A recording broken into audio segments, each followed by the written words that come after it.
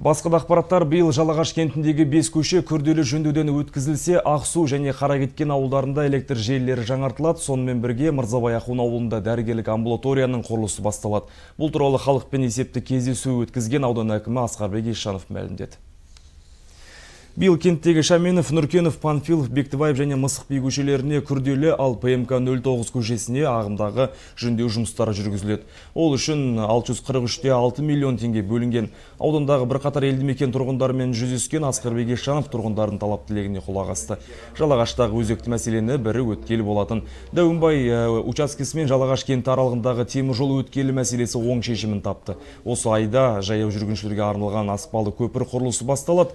Ақсу ауылында биыл электр желілері толығымен жаңартылып, кіреберіс автомобиль жолын жөндеуге қаражат бөлінген. Мұндай жұмыстар Қаракеткен ауылында да бар. Ауылда толық аяқ сумен қамтуға 33 миллион теңге бөлініп, екі техникалық су ұңғымасы бұрғыланады. Биыл Мырзабай Ахун ауылында дәрігерлік амбулатория құрылысы басталса, Мақпал көлде мемлекет және қоғам қайраткері Темірбек Жүргенов атындағы саябақ абаттандырылады. Ол үшін 67 миллион теңге қаралған.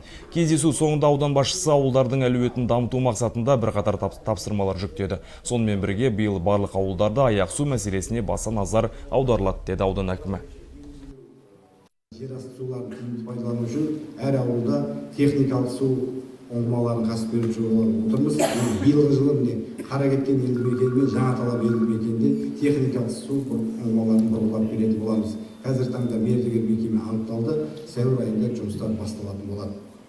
Енді одан бөлек осы кентке су бармайтын жерлеріне су апару үшін арнайы 6 жерге насостар қосымша орнататын боламыз.